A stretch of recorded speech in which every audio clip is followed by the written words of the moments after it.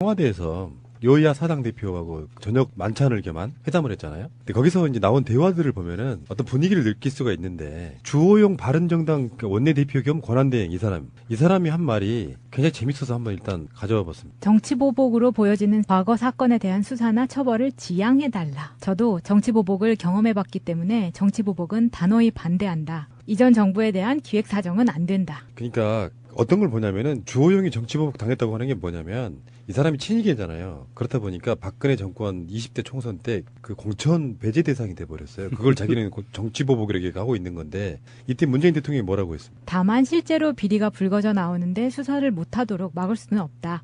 적폐청사는 개개인에 대한 문책이나 처벌이 아니고 과거의 불공정과 특권의 구조 자체를 바꾸는 것이라고 말했습니다. 그러니까 지금 현재 나오는 정치적 논란들은 이 갭에서 시작되는 거예요. 맞습니다. 그러니까 사실은 우리가 보는 관점에서는 잘못한 것에 대한 정당한 수사와 처벌인데 왜 이걸 정치보복이라고 하느냐 이런 거고 문재인 대통령의 입장이 확실하게 나온 겁니다. 네. 내가 이걸 주도하는 게 아니고 검찰이 수사하는 과정에서 나오는 걸 나보고 어떻게 하라는 거냐 이거예요. 바로 그겁니다. 두 번째 문장인 건데 첫 번째 문장 같은 경우는 저는 솔직히 마음에 듭니다. 그런데 두 번째 적폐청사는 개개인의 문제가 아니라 이 문제가 좀 오해를 낳을 수 있는데 저는 이 문장은 좀 더 강력했어야 된다. 일단 이렇게 얘기하고 싶습니다. 왜 그러냐면 문재인 정부가 그냥 들어선 정부가 아니에요. 헌정이 중단된 사태, 그 촛불혁명을 통해서 적폐를 청산하는 국민적 염원이었습니다. 당시 90%가 넘었죠. 적폐를 청산하라. 그런데 그 적폐가 무엇이냐라고 했을 때 문재인 대통령이 말했던 불공정과 특권의 구조를 바꾸라. 이 염원이었습니다. 그런데 제가 왜 여기에 불만이 있냐면 이렇게 얘기했어야 돼요. 주호영이 뭐라고 했냐면 기획보복이라고 얘기했거든요. 정치기획보복. 그러니까 지금 이 사람은 어떻게 하면 적폐청산을 빠져나가 볼까 또는 적폐청산 피해 볼까 적폐청산을 막아 볼까 라고 하는 말에 대한 답변인 거잖아요. 그렇다고 한다면 저는 이렇게 얘기를 했어야 된다고 생각하는 겁니다. 그러면 내가 종합기획을 해서 이명박과 박근혜 정부 하에서 이루어진 모든 범죄를 덮어라.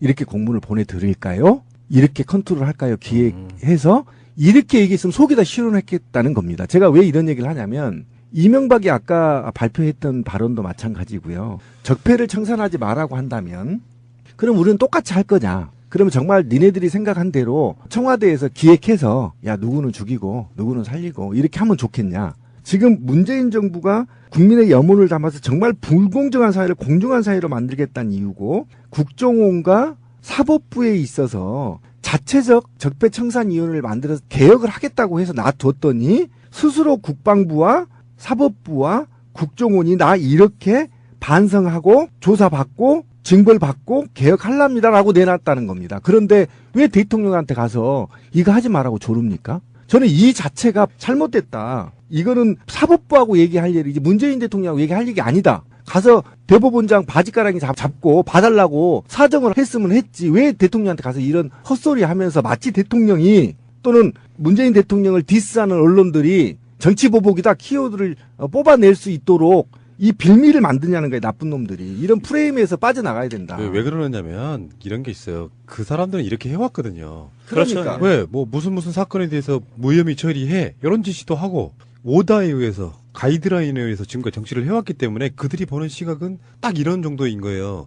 문재인 대통령이 검찰에 지시해가지고 지금 MB 수사, 국정원 수사, 원세훈 수사 하고 있다고 생각하는 거예요. 이거 답답한 겁니다. 그러니까 지들 네. 수준이 그런 거라고. 수준이. 아니 국방부가 담당자가 양심 선언했는데 그 수사하지 마라 그래요 대통령이. 야 그래 수사하지 마 덮어 이렇게 하라는 겁니까 지금? 그리고 지금 난 이해가 안 가는 겁니다. 그리고 지금. 지가 이명박에 끝까지 졸서고 있다가 박근혜한테 밑보여가지고 공천 못 받은 걸 정치보복이래. 이건 정치하고 전혀 무관한 거고요. 적폐청산은 사법 영역입니다. 사법 영역이고 헌법 위반 영역이거든요.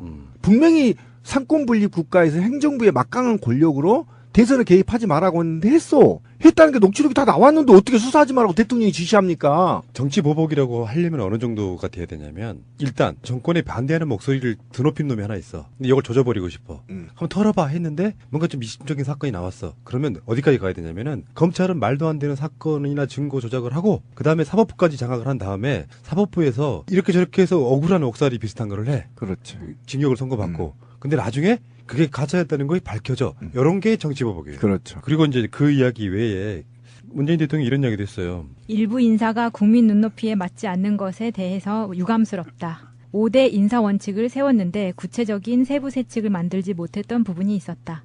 인수위가 없어서 착오도 좀 있었다. 조각이 끝나면 인사와 관련한 세부 지침을 마련해 발표할 예정인데 조각이 아직 끝나지 않았다. 그게 마련되면 시행착오를 극복할 수 있을 것이라고 밝혔습니다.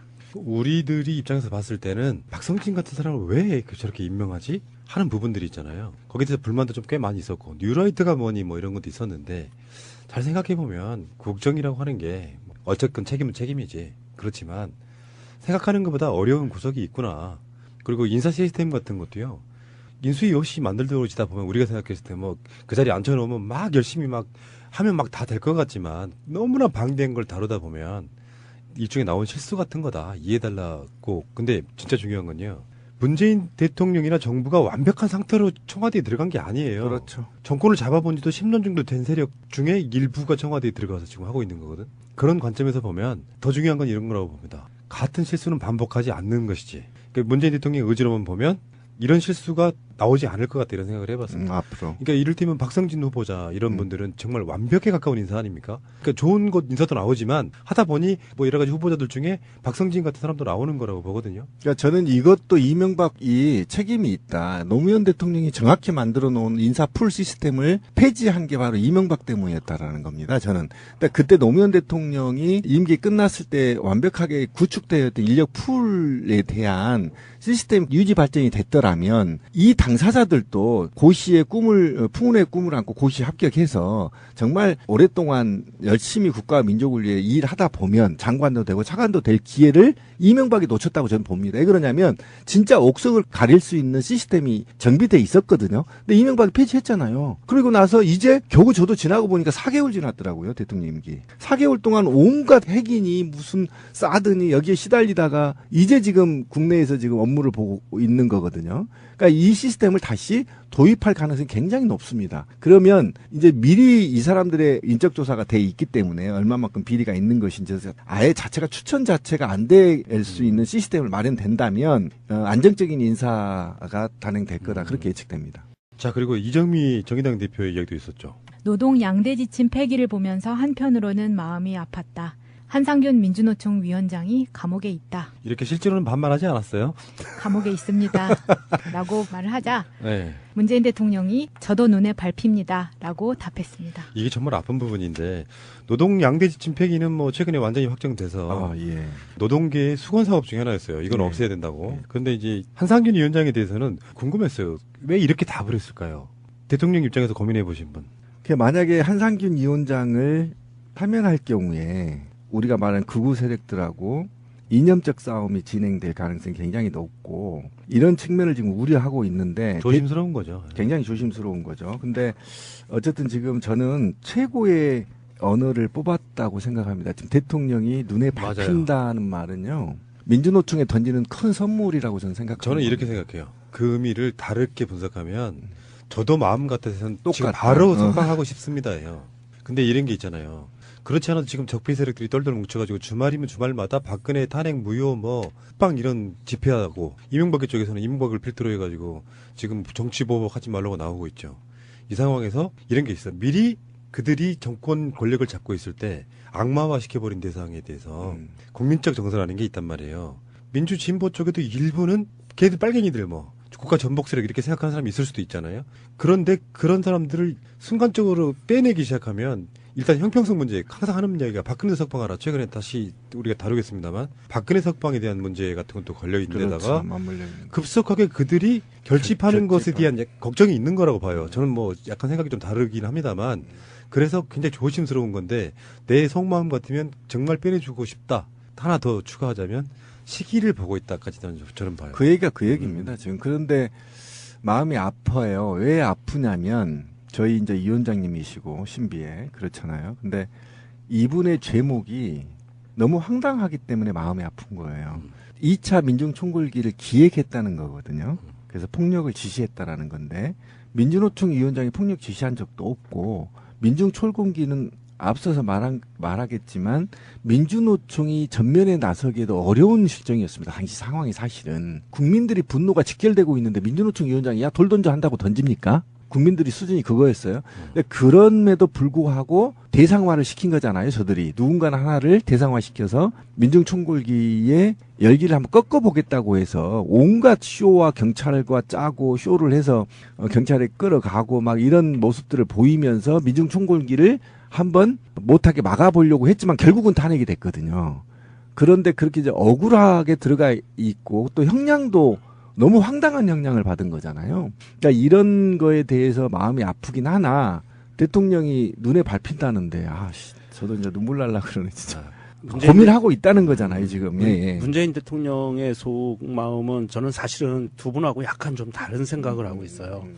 문재인 대통령은 철저한 민주주의자거든요. 그리고 헌법을 철저하게 준수하려고 하시는 대통령이에요. 그러면 사실 대한민국 헌법에서 가장 모순된 부분이 대통령의 사면권이에요. 삼권 분립이 완성되어 있는 시스템 하에서 사법부의 결정을 대통령이 번복한다는 거거든요. 그동안 우리가 많이 겪어왔지만 이명박근혜 시절에 말도 안 되는 엉뚱한 그 사면권으로 재벌 총수들 풀어주고 자기네 편 애들 그냥 대충 풀어주고 이랬던 이런 상황들을 우리가 많이 목도하고 보아왔기 때문에 문재인 대통령은 아마도 대통령이 법률에 정해져 있는 갖고 있는 이 사면권을 극도로 조심스럽게 아주 최소한으로만 사용하려고 할 겁니다. 거기다가 플러스해서 기간이 얼마 남지 않았기 때문에 부분도 그렇죠. 있어요. 보유 기간이 얼마나 안 남았기 때문이기도 하고 그래서 앞으로도 제가 예측하기에는 우리가 1년에 한 2번씩 이렇게 대통령이 직권으로 사면을 하던 것을 아마 그 관례를 이번에는 없애는 그런 대통령이 될 것 같기도 해요. 예. 그러니까 그러면 사면을 법률적으로 어쨌든 규정을 해야 되는데 저는 이제 안타까운 게 뭐냐면 최태원 사면하면서 돈 받아 처먹고 막 그러잖아요. 그렇죠. 과거 대통령이 그 짓들을 했죠. 근데 이 법을 개정하지 않으면 사면권을 제한하지 않으면 또 저들이 또 그 짓을 한단 말이에요. 그러니까 사면권을 적절하게 활용하는 것도 저는 괜찮다고 보는 거예요. 근데 그것은 이제 적폐 세력들이 사용하는 방식이 아닌 합리적인 방식이 있거든요. 법무부가 제안하고 국회가 제안하고 시민사회단체가 제안했을 때 이걸 심의하는 기관을 두고 그 심의한 기관에서 통과가 되면 사면할 수 있는 제도를 바꾸지 않는 이상은 안 된다. 그러니까 좀 그런 안타까움은 있어요. 예. 적폐청산을 빠져나가 볼까 또는 적폐청산 피해 볼까 적폐청산을 막아 볼까라고 하는 말에 대한 답변인 거잖아요. 그렇다고 한다면 저는 이렇게 얘기를 했어야 된다고 생각하는 겁니다. 그러면 내가 종합 기획을 해서 이명박과 박근혜 정부 하에서 이루어진 모든 범죄를 덮어라 이렇게 공문을 보내드릴까요? 이렇게 컨트롤 할까요? 기획해서 이렇게 얘기했으면 속이 다 시원했겠다는 겁니다. 제가 왜 이런 얘기를 하냐면 이명박이 아까 발표했던 발언도 마찬가지고요. 적폐를 청산하지 말라고 한다면 그럼 우리는 똑같이 할 거냐? 그러면 정말 니네들이 생각한 대로 청와대에서 기획해서 야 누구는 죽이고 누구는 살리고 이렇게 하면 좋겠냐? 지금 문재인 정부가 국민의 염원을 담아서 정말 불공정한 사회를 공정한 사회로 만들겠다는 이유고 국정원과 사법부에 있어서 자체적 적폐청산위원회를 만들어서 개혁을 하겠다고 해서 놔뒀더니 스스로 국방부와 사법부와 국정원이 나 이렇게 처벌인데 왜 이걸 정치 보복이라고 하느냐 이런 거고 문재인 대통령의 입장이 확실하게 나온 겁니다. 네. 내가 이걸 주도하는 게 아니고 검찰이 수사하는 과정에서 나오는 걸 나보고 어떻게 하라는 거냐 이거예요. 바로 그겁니다. 두 번째 문장인 건데 첫 번째 문장 같은 경우는 저는 솔직히 마음에 듭니다. 그런데 두 번째 적폐청산은 개개인의 문제가 아니라 이게 문제가 좀 오해를 낳을 수 있는데 저는 이 문장은 좀 더 강력했어야 된다. 일단 이렇게 얘기하고 싶습니다. 왜 그러냐면 문재인 정부가 그냥 들어선 정부가 아니에요. 헌정이 중단된 사태, 그 촛불혁명을 통해서 적폐를 청산하는 국민적 염원이었습니다. 당시 90%가 넘었죠. 적폐를 청산하라. 그런데 그 적폐가 무엇이냐라고 했을 때 문재인 대통령이 말했던 불공정과 특권의 구조를 바꾸라. 이 염원이었습니다. 그런데 제가 왜 여기에 불만이 있냐면 이렇게 얘기했어야 돼요. 주호영이 뭐라고 했냐면 기획보복이라고 얘기했거든요. 정치기획보복. 그러니까 지금 이 사람은 어떻게 하면 청와대에서 여야 사당 대표하고 저녁 만찬을 겸한 회담을 했잖아요. 근데 거기서 이제 나온 대화들을 보면은 어떤 분위기를 느낄 수가 있는데 주호영 바른정당 원내대표 겸 권한대행 이 사람이 한 말이 굉장히 재밌어서 한번 일단 가져와 봤습니다. 정치보복으로 보여지는 과거 사건에 대한 수사나 처벌을 지양해달라. 저도 정치보복을 경험해봤기 때문에 정치보복은 단호히 반대한다. 이전 정부에 대한 기획사정은 안 된다. 그러니까 어떤 걸 보냐면은 주호영이 정치보복 당했다고 하는 게 뭐냐면 이 사람이 친이계잖아요. 그렇다 보니까 박근혜 정권 20대 총선 때 그 공천 배제 대상이 돼버렸어요. 그걸 자기는 정치보복이라고 얘기하고 있는 건데 이때 문재인 대통령이 뭐라고 했습니까? 다만 실제로 비리가 불거져 나오는데 수사를 못하도록 막을 수는 없다. 적폐청사는 개개인에 대한 문책이나 처벌이 아니고 과거의 불공정과 특권의 구조 자체를 바꾸는 것이라고 말했습니다. 그러니까 지금 현재 나오는 정치적 논란들은 이 갭에서 시작되는 거예요. 맞습니다. 그러니까 사실은 우리가 보는 관점에서는 잘못한 것에 대한 정당한 수사 반성하고 조사받고 징벌받고 개혁하랍니다라고 내놨다는 겁니다. 그런데 왜 대통령한테 가서 이거 하지 말라고 조릅니까? 저는 이 자체가 잘못됐다. 이거는 사법부하고 얘기할 일이지 문재인 대통령하고 얘기할 일이 아니다. 가서 대법원장 바지가랑이 잡고 봐달라고 사정을 했으면 했지. 왜 대통령한테 가서 이런 헛소리 하면서 마치 대통령이 또는 문재인 대통령을 디스하는 언론들이 정치보복이다 키워드를 뽑아낼 수 있도록 이 빌미를 만드냐는 거예요. 나쁜 놈들이. 이런 프레임에서 빠져나가야 된다. 왜 그러느냐면 이런 게 있어요. 그 사람들은 이렇게 해왔거든요. 그러니까. 왜 뭐 무슨 사건에 대해서 무혐의 처리해 이런 지시도 하고 오다에 의해서 가이드라인에 의해서 지금까지 정치를 해왔기 때문에 그들이 보는 시각은 딱 이런 정도인 거예요. 문재인 대통령이 검찰에 지시해가지고 지금 MB 수사, 국정원 수사, 원세훈 수사 하고 있다고 생각하는 거예요. 이거 답답한 겁니다. 그러니까 지들 네. 수준이 그런 거라고. 수준이. 아니 국방부가 담당자가 양심 선언했는데 그 수사하지 마라 그래 대통령이. 야 그래 수사하지 마 덮어. 이렇게 하라는 겁니까 지금? 그리고 지금 난 이해가 안 가는 겁니다. 그리고 지금. 지가 이명박에 끝까지 졸서고 있다가 박근혜한테 밑보여가지고 공천 못 받은 걸 정치보복이래. 이씨.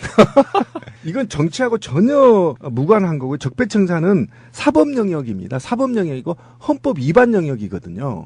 분명히 상권분립 국가에서 행정부의 막강한 권력으로 대선에 개입하지 말라고 했는데 했어. 했다는 게 녹취록이 다 나왔는데 어떻게 수사하지 말라고 대통령이 지시합니까? 정치보복이라고 하려면 어느 정도가 돼야 되냐면 일단 정권에 반대하는 목소리를 드높인 놈이 하나 있어. 근데 이걸 조져버리고 싶어. 한번 털어봐 했는데 뭔가 좀 미심적인 사건이 나왔어. 그러면 어디까지 가야 되냐면은 검찰은 말도 안 되는 사건이나 증거 조작을 하고 그 다음에 사법부까지 장악을 한 다음에 사법부에서 이렇게 저렇게 해서 억울한 옥살이 비슷한 거를 해. 그렇죠. 징역을 선고받고. 근데 나중에 그게 가짜였다는 것이 밝혀져. 이런 게 정치보복이에요. 그렇죠. 그리고 이제 그 이야기 외에 문재인 대통령이 이런 이야기도 했어요. 일부 인사가 국민